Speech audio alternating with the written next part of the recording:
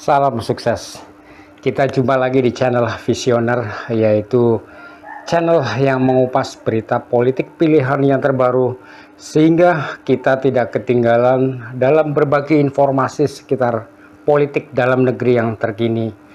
Dan dalam video kali ini saya akan memperlihatkan tentang bagaimana hebohnya isu politik yang saat ini lagi hot di kalangan elit-elit partai dan para tokoh-tokoh politik, yaitu toksik yang diucapkan oleh Menko Marves Luhut Binsar Panjaitan untuk Prabowo Subianto. Oke, langsung aja kita cek dulu videonya. Hari ini mau ketemu Pak Luhut, katanya mau adu data, apakah benar jumlah tambang-tambang kita maslahah dan madorotnya nggak imbang? Dan ngerti maslahah atau madorot nggak? Jangan-jangan aku nggak ngerti. Niko ini beberapa tahun terakhir ini dikelola habis-habisan. The president-elect also said don't bring toxic people to your administration because it's going to hurt very much. Kami kutip dari Antara, Luhut bilang, kepada presiden terpilih saya katakan jangan membawa orang-orang toksik ke dalam pemerintahan Anda karena itu akan sangat merugikan kita. Jangan bawa orang toksik ke kabinet Pak Prabowo. Melihat pernyataan tersebut dari sisi penyampainya, messengernya, ini jelas punya bobot politik tingkat tinggi karena yang menyampaikan adalah Luhut Panjaitan, yang sering kali disebut sebagai menteri dengan tingkat pengaruh sangat besar di masa Pak Jokowi. Jadi Pak Luhut juga pasti ajukan beberapa potensi. Yang pasti adalah orang sekitar Luhut lah itu, yang mungkin juga sebagian untuk menservis Pak Jokowi itu. Kan itu harus terjadi terus. Tetapi kalau Luhut ucapkan itu artinya ada yang serius tuh. Karena Luhut tahu bahwa Prabowo mungkin akan ambil 1-2 orang, 3-4 orang, yang bagi dia itu tidak memungkinkan deal dengan Jokowi. Kan itu intinya kan. Lebih mudah untuk diajak kong kaling kong memang PKB sebetulnya. Kan nggak bisa kong kaling kong yang sama dibebankan, disyaratkan pada PKS misalnya, atau apalagi pada PDIP. Nanti kita lihat tanggal 20 Oktober. Di situ akan terlihat koalisi yang sesungguhnya kayak apa. Nah ini yang penting buat PKB hari ini adalah mengakhiri proses kompetisi Pilpres dan menitipkan agenda-agenda kepada presiden terpilih supaya agenda perubahan itu terlaksana. Pertemuan dengan Prabowo-nya bagaimana Pak? Ya bagus, menerima masukan-masukan kita untuk menjadi agenda nasional. Ya toksit pasti bukan hanya harapan Pak Luhut, siapapun ingin kepemimpinan kabinet yang baik ya. Kami kaji dan kami analisa juga bahwa itu pesan yang normatif, tidak tendensius bahkan kepada siapapun.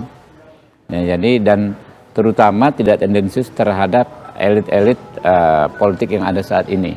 Kita tahu kan, elit-elit politik artinya para ketua umum partai politik atau paslon Pilpres yang kemarin. Menurut saya kalau itu dijamin tidak ada yang toksik. Dalam konteks politik, Tisha ya, pemenang itu selalu memiliki 1000 ayah, pecundang layaknya yatim piatu. Jadi pemenang itu pasti akan didekati banyak orang, dan banyak orang itu punya agenda yang beragam. Nah tentu dalam konteks ini Pak Luhut mungkin punya semacam niat agar jangan sampai ya orang-orang lama atau orang-orang baru yang sebelumnya punya rekam jejak atau reputasi kurang positif, kemudian atas nama akomodasi politik ditarik ke dalam pemerintahan, dan itu akan merepotkan Pak Prabowo sendiri. Tapi kalau misalnya kata toksik itu diajukan, itu artinya betul-betul cara berpikir Pak Luhut itu udah final tuh, bahwa ini pasti toksik, yang itu nggak mungkin ada separuh toksik kan. Orang nggak mungkin keracunan separuh, keracunan ya keracunan semua tuh. Jadi kelihatannya itu yang kita duga sebetulnya, bahwa kabinet yang belum disusun itu justru mencemaskan mereka yang sudah punya proposal tuh. Luhut pasti sudah punya proposal tuh. Jokowi udah punya proposal. Jangan-jangan yang toksik sebetulnya ada Gibran. Ya itu saran yang baik kan. Jangan bawa orang yang rusak atau mempengaruhi kepada kerusakan-kerusakan, itu bagus ya. Saran yang bagus dari Pak Luhut itu. sebagai sahabat, sebagai juga orang pernah malang melintang di militer, malang melintang di pemerintahan, memberikan saran kepada orang yang akan memimpin Republik ini kepada Pak Prabowo sangat bagus. Tapi siapa orangnya, apa kriterianya, ya saya nggak tahu. Itu tanyakan ke Pak Luhut aja. Tapi nasihat seperti itu juga nggak apa-apa. Sekali lagi pada akhirnya pertimbangan-pertimbangan itu akan menjadi keputusan akhir nanti, ya terserah Pak Prabowo sebagai hak prerogatif Presiden menentukan siapa orang-orang putra-putri terbaik bangsa yang akan duduk di kabinet Pak Prabowo dan Mas Gibran gitu. Jadi Pak Luhut mungkin melihat karena yang bereaksi adalah Cak Imin, maka secara tidak langsung sebetulnya itu diarahkan kepada Cak Imin. Kan Cak Imin itu juga kasih sinyal apa namanya, sinyal yang komentar yang bersebut sinyal bahwa kenapa saya yang dituduh tuh. Apapun kita tahu bahwa ada perseteruan itu tuh, dan kemungkinan perseteruan itu mungkin sudah dikipas oleh pihak-pihak tertentu dan menganggap bahwa kalau PKB ada di dalam kabinet itu artinya NU akan memberi legitimasi pada Pak Prabowo. Sementara Pak Luhut juga punya faksi NU yang cukup kuat sebetulnya kan. Jadi ini pertandingan antar faksi aja yang berupaya untuk dapat portofolio lebih banyak di kabinet Pak Prabowo. Kalau ada pernyataan Pak Luhut terkait dengan Pak Prabowo jangan membawa orang-orang toksik ke pemerintahan, ya itu sesuatu yang positif saja. Memang orang-orang yang merugikan, yang menjadi benalu, yang merusak, ya jangan masuk kabinet. Jangan juga masuk di pemerintahan Prabowo Gibran. Karena apa? Ya karena kalau ada orang-orang toksik atau banyak di pemerintahan atau di kabinet, maka ya kabinetnya akan rusak, pemerintahannya akan rusak. Seperti siapa? Pak Surya Paloh, Ibu Mega, ya, Gus Muhaimin, ya, dan yang lain sebagainya. Menurut saya sih tidak ada yang toksik. Saya sampaikan ini karena saya tahu betul, ya, apa yang menjadi sikap dari Pak Prabowo terhadap tokoh-tokoh bangsa ini. Ya. Itu menganggap semua sebagai sahabat, ya, menganggap semua sebagai kawan dalam konteks perjuangan. Mungkin dalam konteks politik bisa dan pernah berbeda, tapi dalam konteks perjuangan sebagai tokoh-tokoh bangsa, kata Pak Prabowo berkali-kali, ya, di dalam forum-forum kami, eksternal maupun internal, itu semua hatinya merah putih. Gitu. Ya. Jadi saya berkepentingan agar tidak ada yang berkesimpulan lain, ya, di kalangan kawan sahabat-sahabat baik di internal koalisi maupun di eksternal koalisi. Siapapun saya kira sepakat dengan Pak Luhut. Secara normatif pemerintahan siapapun, apalagi buat Pak Prabowo yang akan mendapatkan mandat sebagai presiden, itu harus menjauhi orang-orang yang beracun, orang-orang yang toksik, orang-orang yang bermasalah. Karena bukan hanya merepotkan Pak Prabowo, tapi juga merepotkan kita sebagai bangsa. Jadi saya kira Pak Prabowo pasti punya data yang lengkap, ya, berkaitan dengan track record orang lama atau orang baru. Jadi kalau kita definisikan kan di sini yang jelas dipakai Pak Luhut adalah orang, kan, bukan institusi, bukan lembaga, tetapi orang. Nah, jadi orang di sini kan berarti bisa berasal dari komunitas Pak Prabowo yang lama, atau bisa juga berasal dari komunitas Pak Prabowo yang baru. Tapi sekali lagi, kalau istilah toksik itu dikeluarkan, itu sebetulnya beban buat Pak Prabowo kan. Kan itu artinya kenapa Luhut mesti tegur Prabowo supaya jangan toksik.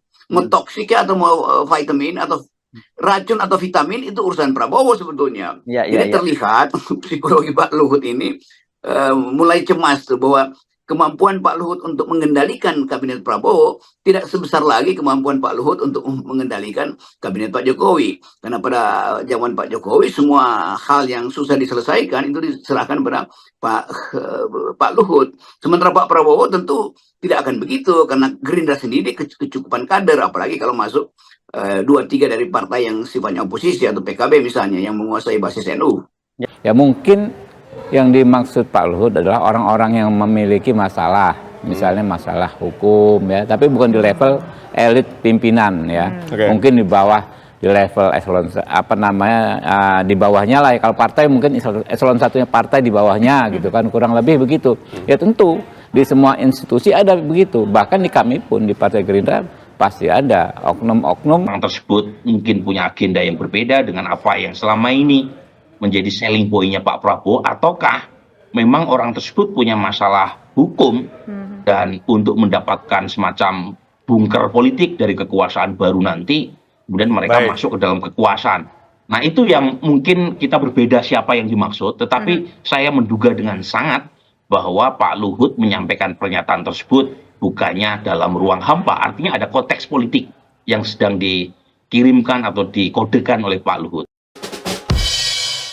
Itulah video politik yang terbaru tentang bagaimana hebohnya isu politik yang saat ini lagi hot di kalangan elit-elit partai dan para tokoh-tokoh politik, yaitu toksik yang kebetulan diucapkan oleh Menko Marves Luhut Binsar Panjaitan untuk Prabowo Subianto.